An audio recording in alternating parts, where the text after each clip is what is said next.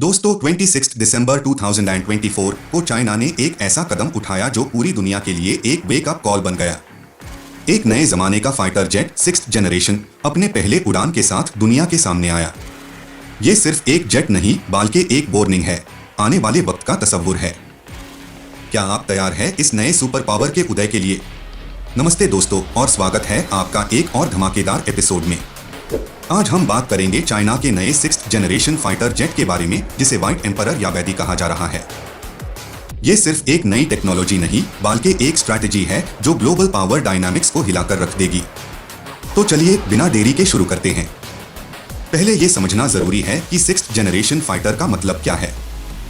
दोस्तों, पहली जनरेशन के एयरक्राफ्ट पिस्टन इंजन वेल होते थे, लेकिन 5th जनरेशन एयरक्राफ्ट जैसे अमेरिका का F-22 रैप्टर्स या रशिया का Su-57 स्टेल्थ और सुपर क्रूज जैसी एडवांस्ड टेक्नोलॉजीज लेकर आए। 6th जनरेशन फाइटर्स इन सबको एक नए लेवल पार ले जाते हैं। स्टेल्थ, रडार और सेंसर्स को इवेड करने में माहिर, AI और ऑटोनॉमी, एयरक्राफ्ट खुद डिसीजन ले सकता है। हाइपरसोनिक स्पीड मैक 5 से ज्यादा, जो मिसाइल और रडार्स को भी कंफ्यूज करेगा। डायरेक्टेड एनर्जी वेपन्स, लेजर और माइक्रोवेव सिस्टम्स जो मिसाइल्स और ड्रोन्स को रियल टाइम डिस्ट्रॉय कर सकते हैं। स्पेस वॉरफेयर कैपेबिलिटीज, ये जेट्स लो अर्थ ऑर्बिट तक ऑपरेट कर सकते हैं। ये फीचर्स सिर्फ एक फाइटर जेट को नहीं बल्कि एक फ्लाइंग बैटलशिप को डिफाइन करते हैं। नवंबर 2024 में जुहाई एयर शो पर चाइना ने अपने 6th जनरेशन फाइटर का प्रोटोटाइप अनवेल किया था, व्हाइट एम्परर। और अब दिसंबर में इसका पहला फ्लाइट सक्सेसफुल रहा। की features of the white emperor. सबसे पहले इस फाइटर जेट का टेललेस डिजाइन ध्यान आकर्षित करता है। इस विमान में पूंछ नहीं है, जो इसे रडार के लिए डिटेक्ट करना मुश्किल बनाता है और स्टेल्थ कैपेबिलिटीज को बढ़ाता है। टेललेस डिजाइन के कारण इसकी एरोडायनामिक एफिशिएंसी भी बेहतर होती है, जो ISC लंबी दूरी के मिशंस के लिए उपयुक्त बनाता है। इस विमान का diamond shape modified delta wing design भी काफी खास है। ये डिजाइन न सिर्फ इसकी स्टेल्थ कैपेबिलिटीज को एनहांस करता है, बल्कि इसकी स्पीड और मैन्यूवरेबिलिटी को भी सुधारता है। इस डिजाइन के कारण विमान हवा में ज्यादा स्टेबिलिटी और कंट्रोल प्रदान करता है। इस फाइटर जेट की स्टेल्थ कैपेबिलिटीज एडवांस्ड है, जो ISC एनिमी रडार से बचने में मदद करती है। इसका टेललेस डिजाइन और स्पेशल मटेरियल्स का उपयोग इसकी रडार क्रॉस सेक्शन को कम करता है, जिसे ये विमान मुश्किल से डिटेक्ट होता है। इस विमान का डिजाइन ISC लंबे दूरी के मिशंस के लिए उपयुक्त बनाता है। इसकी एरोडायनामिक एफिशिएंसी और फ्यूल कैपेसिटी के कारण ये विमान बिना रिफ्यूलिंग के लंबी दूरी तय कर सकता है, जो ISC स्ट्रैटेजिक मिशंस के लिए बेहतर विकल्प बनाता है। कुछ रिपोर्ट्स के अनुसार इस फाइटर जेट में यूनिक 3 इंजन अरेंजमेंट है। ये कॉन्फ़िगरेशन इसकी स्पीड और थ्रस्ट को बढ़ाता है, जो ISC हाई स्पीड एंगेजमेंट्स में फायदा पहुंचाता है। इस विमान में एडवांस्ड एवियोनिक्स सिस्टम्स लगे हैं, जो पायलट को रियल टाइम डेटा प्रदान करते हैं।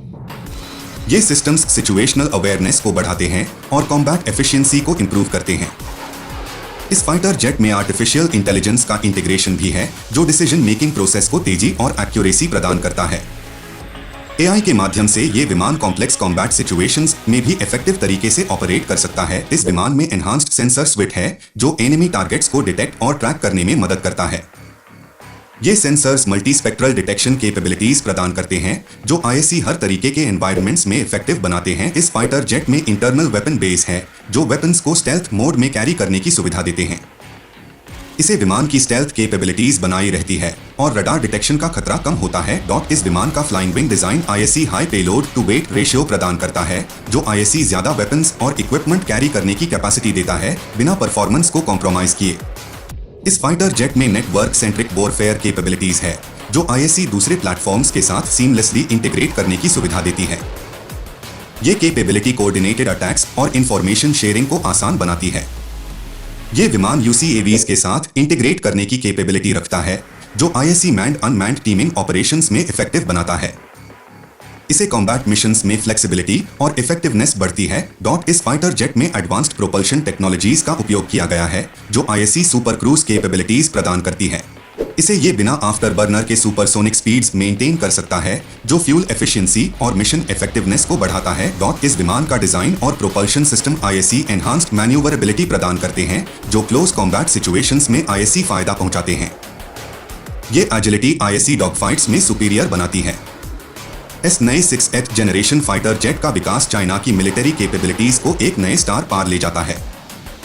ये विमान न सिर्फ रीजनल बल्कि ग्लोबल एरियल डोमिनेंस के लिए एक चुनौती प्रदान करता है जो अन्य देशों के लिए चिंता का विषय बन सकता है।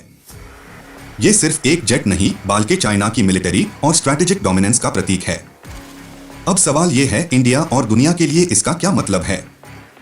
इंडियाज डिफेंस चैलेंजेस बैदी जैसे jets line of actual control LAC पार चाइना को ज्यादा एडवांटेज देंगे। इंडिया को अपनी इंडिजिनस प्रोजेक्ट्स जैसे एमका पर काम तेज करना होगा। ग्लोबल आर्म्स रेस अमेरिका और रशिया भी अपने 6th जनरेशन प्रोजेक्ट्स जैसे नगद को एक्सेलरेट करेंगे। ये एक नए आर्म्स रेस की शुरुआत है। Asia Pacific stability, Japan, south Korea और इंडिया जैसे कंट्रीज को अपने डिफेंस बजट्स बढ़ाने पड़ेंगे ताकि चाइना के अगेंस्ट एक क्रेडिबल डिटेरेंट बना रहे। दोस्तों, व्हाइट एम्परर सिर्फ एक एयरक्राफ्ट नहीं, एक नए जमान की शुरुआत है। इस जेट की हाइपरसोनिक स्पीड्स, एआई कैपेबिलिटीज और स्पेस वॉरफेयर का पोटेंशियल दुनिया के जियोपॉलिटिक्स को हमेशा के लिए बदल सकता है। चाइना की ये मूव सिर्फ एक अचीवमेंट नहीं बल्कि एक वार्निंग है कि नए जमाने की लड़ाई सिर्फ जमीन और समुद्र तक सीमित नहीं रहेगी। आपका क्या मानना है? क्या इंडिया और बाकी दुनिया चाइना के इस चैलेंज को हैंडल कर पाएंगे? अपने थॉट्स हमें कमेंट्स में जरूर बताइए। दोस्तों, अगर आपको ये वीडियो पसंद आया हो तो लाइक, शेयर और सब्सक्राइब करना मत भूलिए। ऐसे ही और वीडियोस के लिए बने रहिए हमारे साथ। जय हिंद।